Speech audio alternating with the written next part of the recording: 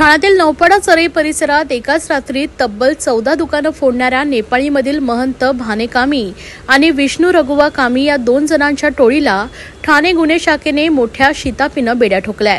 ते दोघे वॉचमॅन असून त्यांच्याकडून ठाणे, मुंबई व नवी मुंबई परिसरातील एकूण 9 गुन्हे उघडकीस आणण्यात ठाणे पोलिसांना यश आलंय। याशिवाय त्या गुन्ह्यामधील 2,60,000 रुपयांचा मुद्देमाल हस्तगत केल्याची माहिती ठाणे गुन्हे शाखेचे पोलीस उपायुक्त अमरसिंह जाधव यांनी दिली आहे। चरई परिसरात 12 मार्च 2025 रोजी पहाटेच्या सुमारास एकाच रात्री सलग 14 दुकानांचं शटर उचकटून वाकवून चोरी केल्याप्रकरणी नौपाडा पोलीस ठाण्यात गुन्हा दाखल झाला होता। या प्रकरणाचा नौपाडा आणि गुन्हे शाखेमार्फत चौकशी समांतर सुरू आहे। या संदर्भात अमरसिंह जाधव यांनी अधिक माहिती दिली आहे। नौपाडा पोलीस स्टेशनच्या हद्दीमध्ये 12 मार्च रोजी रात्रीमध्ये एकाच रात्री 14 दुकानं शटर उचकटून त्याच्यामध्ये चोरी झाली होती, दुकानं फोडण्यात आली होती। त्यामध्ये गुन्हे शाखेच्या युनिट 1 चे incharge Sachin Gaikwad, API Suryavanshi, PSI Guge आणि त्यांच्या टीमने एसीपी शेखर बागडे यांच्या मार्गदर्शनामध्ये त्या गुन्ह्याचा समांतर तपास केला। त्यामध्ये आपल्याला 2 आरोपी निष्पन्न झाले। एक महंत कामी आणि दुसरा आरोपी आहे विष्णू कामी। हे मूळ राहणारे नेपाळचे आहेत, सध्या ते मीरा रोड परिसरामध्ये राहत होते। त्या 2 आरोपींना आपण अटक केली। त्यांच्याकडून आपण जे 14 दुकानं फुटले होते त्यामधील मुद्देमाल, पैसे, कॅश होते, त्याचबरोबर मोबाईल होता आणि इतर दुकानातलं साहित्य असं एकूण 2,60,000चा मुद्देमाल त्या 2 आरोपींकडून आपण जप्त केलेला आहे। याच तपासामध्ये अजून एकूण मुंबई असेल, नवी मुंबई आणि ठाणे परिसरातील इतर वेगवेगळ्या पोलीस स्टेशनला दाखल असलेले 10 गुन्हे सध्या उघडकीस आलेले आहेत। 10 गुन्ह्यामध्ये यांचा सहभाग आरोपींचा निष्पन्न झालेला आहे। त्याचा देखील आम्ही पुढचा तपास करत आहे। सध्या ह्या आरोपींची 28 तारखेपर्यंत पोलीस कोठडी आहे। पुढचे राहणारे हे नेपाळचे आहेत, सध्या ते मीरा रोड परिसरामध्ये राहत होते। यापूर्वी एका आरोपीवर मीरा रोड परिसरामध्ये घरफोडीचा गुन्हा दाखल आहे। हे स्क्रू ड्रायव्हर आणि त्याच्या साह्यानं दुकान उचकटायचे, त्याचबरोबर हातानं सुद्धा त्यांनी बरेच दुकानचे शटर उचकटलेले दिसून आलेले आहेत। तसं आपल्याला सीसीटीव्ही फुटेज आणि इतर पुरावे देखील मिळाले। सर, हे रिसिव्ह जे करत होते, ज्यांना विकत होते त्यांना अटक केलेली आहे?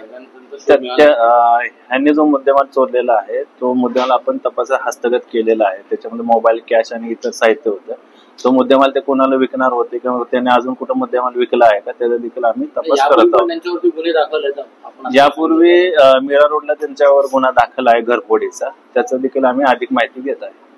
अशा प्रकारचे घरफोडी होते, दुकानाची चोरी, मोठे मुद्देमाल असतात, काय वाटतं एकंदरीत आव्हान काय करावं? अशा ठिकाणी त्या लोकांनी देखील सिक्युरिटी गार्ड या निमित्तानं मी पोलीस प्रशासनाच्या वतीनं आवाहन करतो की आपण जास्तीत जास्त सीसीटीव्ही कॅमेरा आपले दुकान असेल, आस्थापना असेल त्या ठिकाणी लावले पाहिजे। त्याचबरोबर त्या परिसरामध्ये असेल किंवा आस्थापनेच्या ठिकाणी रात्रीच्या वेळी सिक्युरिटी गार्ड किंवा सुरक्षा रक्षक यांची नेमणूक देखील आपण केली पाहिजे।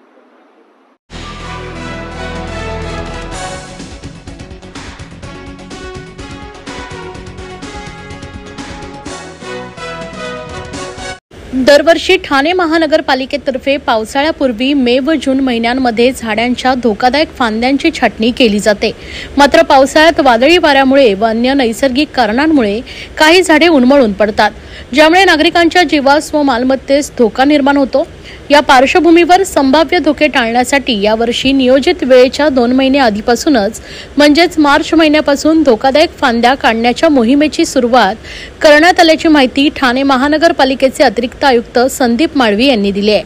महापालिका आयुक्त सौरभ राव यांच्या निर्देशानुसार शहरातील प्रमुख रस्ते, पदपथ, सार्वजनिक ठिकाणे, शाळा, रुग्णालये, उद्याने, चौक, बसस्टॉप आणि रहिवासी परिसरातील धोकादायक फांद्यांची छाटणी करण्यात येते। पावसाळ्यात विद्युत तार आणि झाडांच्या फांद्यांचा संपर्क होऊन अपघात होण्याची शक्यता लक्षात घेऊन तांत्रिक दृष्टीने ही छाटणी केली जाते। त्यासाठी प्रभाग समितीनिहाय सर्वेक्षण करण्यात आलं असून सुमारे 6,367 झाडांच्या धोकादायक फांद्या काढण्यात करण्यात येत आहेत, असं अतिरिक्त आयुक्त माळवी यांनी स्पष्ट केलंय। या मोहिमेची माहिती देण्यासाठी महापालिका मुख्यालयातील कैलासवासी नरेंद्र बल्लाळ सभागृहात गुरुवारी पत्रकार परिषदेचं आयोजन करण्यात आले होते। यावेळी व्यासपीठावर अतिरिक्त आयुक्त 1 संदीप माळवी, अतिरिक्त आयुक्त 2 प्रशांत रोडे, उपायुक्त उद्यान मधुकर बोडके, वृक्ष अधिकारी राजेश सोनावणे, वरिष्ठ उद्यान अधीक्षक केदार पाटील उपस्थित होते। आपण दरवर्षी जे वृक्ष छाटणी करतो पावसाळ्याच्या आधी धोकादायक स्थिती असलेले जे वृक्ष असतील त्यांच्या फांद्या असतील त्याच्यावर आपण कारवाई म्हणून आपण 15 मे पासून दरवर्षी आपण वृक्षांची छाटणी करतो। फांद्या धोकादायक फांद्या असतात, परंतु यावेळेला माननीय आयुक्त महोदयांनी ती कार्यवाही लवकर करावी जेणेकरून पावसाच्या आधी कुठल्याही पद्धतीचं वृक्ष छाटणीचं एखादं काही राहू नये आणि त्यात पावसाळ्यामध्ये धोका निर्माण होऊ नये। त्यासाठी आपण 15 मार्च पासून शहरामध्ये प्रभाग समितीने आहे धोकादायक झाडांच्या फांद्यांची छाटणी मोहीम सुरू केलेली आहे। त्यासाठी आपण जे काही सार्वजनिक ठिकाण असतील, उद्यान असतील, पदपथ असतील, बसस्टॉप असतील, या सर्व ठिकाणी जे काही धोकादायक स्थितीत असलेल्या झाडांच्या फांद्या असतील ते आपण छाटणीचं मोहीम सुरू केलेली आहे। साधारणपणे शहरामध्ये 6367 झाडांचं आपण सर्वेक्षण केलंय प्रभाग समितीने आहे आणि त्या झाडांचं आपण आता छाटणीला सुरुवात करतोय। कुठलीही सावली नष्ट होणार नाही याची काळजी घेऊन, आता उन्हाळा कडक उन्हाळा याची जाणीव आम्हालाही आहे, परंतु हे करत असताना आपण त्या झाडाची सावली नष्ट होणार नाही, केवळ ज्या धोकादायक स्थितीत असलेल्या ज्या फांद्या आहेत त्या फांद्यामुळे कुठल्याही परिस्थितीमध्ये सावलीला बाधा येणार नाही अशाच पद्धतीचं ट्रिमिंगचं नियोजन आपण केलेलं आहे। प्रभाग समितीने आहे आपण तशी मॅनपॉवर मशिनरी उपलब्ध करून दिलेली आहे, त्याच्यावर आपण कंत्राटदारांना सूचना दिलेल्या आहेत, आमचे अधिकारी तैनात केलेले आहेत प्रत्येक प्रभाग समितीने आहे आणि त्याच्यावर प्रभाग म्हणजे झोन नुसार आपण आपले वरिष्ठ अधिकारी त्याचं मॉनिटरिंग करण्यासाठी आपण नियुक्त केलेले आहेत। त्याच्यामुळे अतिशय व्यवस्थितपणे झाडाला बाधा होणार नाही आणि अनावश्यक वृक्ष छाटणी होणार नाही याच्या सूचना आपण ऑलरेडी त्या ज्या ठेकेदारांनी दिलेल्या आहेत। नियोजनबद्ध पद्धतीने आपण पावसाळ्याच्या पूर्वी जास्तीत जास्त धोकादायक ज्या फांद्या आहेत त्याचं छाटणी करणार आहोत जेणेकरून पावसाळ्यामध्ये कुठलीही दुर्घटना होऊ नये। दरवर्षी असे झाडं उन्मळून पडण्याच्या घटना होतात, धोकादायक स्थितीतील फांद्या पडून लोक जखमी होण्याच्या घटना होतात, वाहनांचं नुकसान होतं, मालमत्तेचं नुकसान होतं।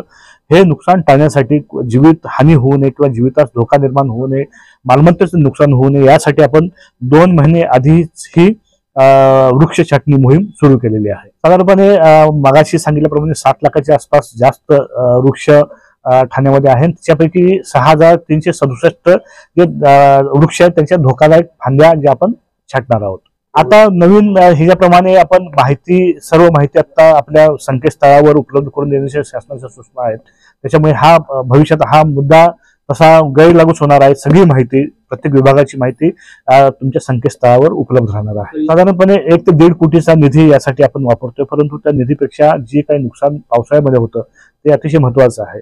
म्हणजे लोकांना कुठल्याही पद्धती इजा होऊ नये, त्यांच्या मालमत्तेचं नुकसान होऊ नये आणि लोकांचा खोळंबा होऊ नये, ह्या सगळ्या गोष्टी अतिशय महत्वाच्या आहेत। त्यामुळे 1.5 कोटीच्या आसपास आपण खर्च 9 प्रभाग समित्यांसाठी आपण खर्च करतोय। महाराष्ट्रातील भगिनींना आधार देणारी राज्य शासनाची मुख्यमंत्री माझी लाडकी बहीण योजना। या योजनेअंतर्गत अल्प उत्पन्न गटातील 21 ते 65 वयोगटाच्या भगिनींना मिळणार दरमहा 1500 रुपयांची मदत। अर्ज करण्यासाठी 31 ऑगस्ट 2024 पर्यंत मुदतवाढ। कुटुंबाचं वार्षिक उत्पन्न 2.5 लाख रुपयांपेक्षा कमी असलेल्या महिला पात्र। कुटुंबाकडे पिवळं किंवा केशरी रेशन कार्ड असल्यास उत्पन्नाचा दाखला आवश्यक नाही।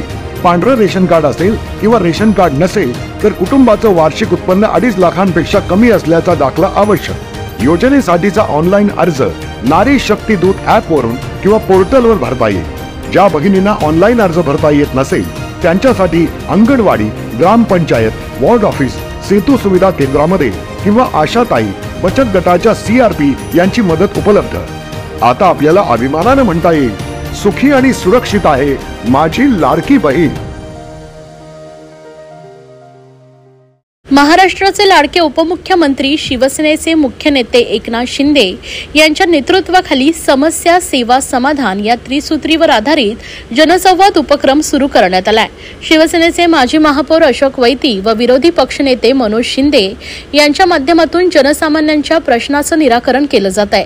या उपक्रमाअंतर्गत मंगळवारी आनंद आश्रम येथे नागरिकांच्या समस्या ऐकण्यासाठी आणि गुरुवारी ठाणे महानगरपालिकेत महानगरपालिकेच्या प्रश्नांवर चर्चा करण्यासाठी करण्यासाठी विशेष बैठकांचं आयोजन केलं जातं। आज 27 मार्च 2025 रोजी गुरुवारी झालेल्या जनसंवाद बैठकीत महानगरपालिकेच्या कर्मचाऱ्यांनी विविध महत्त्वाचे मुद्दे मांडलेत।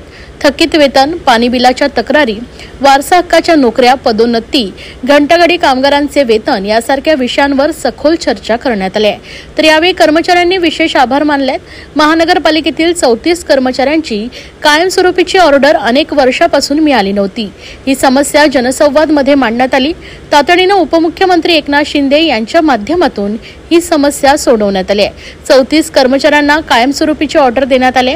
तसेच सेवानिवृत्त कर्मचाऱ्यांची देणी बाकी होती, ही समस्या मांडण्यात आली होती। यावर तातडीने तोडगा काढण्यात आलाय व 180 कोटींची देणी देण्यात आली। आज या सर्व कर्मचाऱ्यांनी अशोक वैती व मनोज शिंदे यांचे विशेष आभार मानलेत। यावेळी अनिता बिर्जे तसेच अन्य पदाधिकारी उपस्थित होते। पण जे आता विचारणा केली खऱ्या अर्थाने बरोबर आहे। या ठिकाणी नागरिक बरेचसे प्रश्न घेऊन येत आहेत। काही ठाणे महापालिकेचे कर्मचारी असतील की ठाणे महापालिकेच्या हद्दीत लोक राहणारे असतील, काही पाण्याचे प्रश्न असतात किंवा टॅक्सच्या संदर्भात असतील किंवा इतरही बिल्डर फसवणूक करत असतील, काही जागा अजूनही विस्थापितांची पुनर्वसन झाले, अशा अनेक प्रश्न या ठिकाणी येत असतात। आपण पाहिलं असेल की आज जो प्रश्न सुटलेला आहे, 2 प्रश्न गेल्या 4-5 दिवसापूर्वी मागच्या गुरुवारी प्रश्न मांडला आणि ह्या गुरुवारपर्यंत सुटला।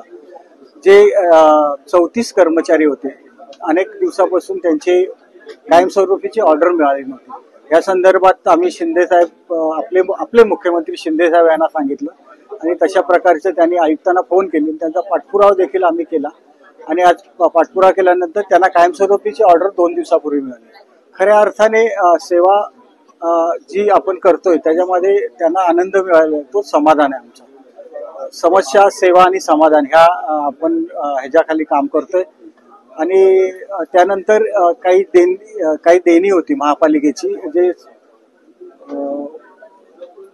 कर्मचारी होते सेवानिवृत्त, त्यांची देणी 180 कोटीची देणी ह्या 2-3 दिवसापासून सुरू केली। त्या संदर्भातला देखील प्रश्न आमच्या ह्या दरबारामध्ये धर्मवीर आनंदगे साहेब सभागृह ह्या दरबारात आला होता, तो देखील प्रश्न आपण सोडवलेला आहे।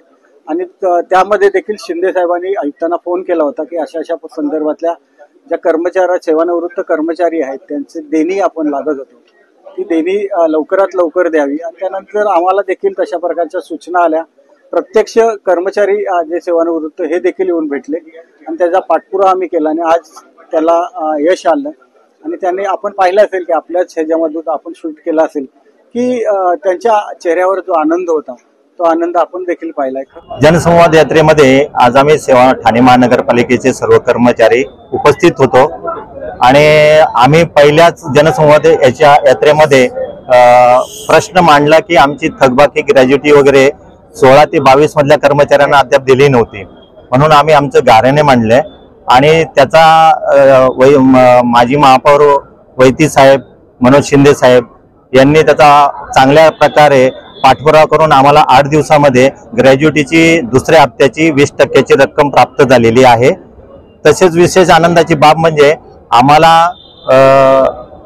दुसरा जी थकबाकी आहे ती सुद्धा 2 दिवसामध्ये ती लागू मिळणार आहे, प्राप्त होणार आहे।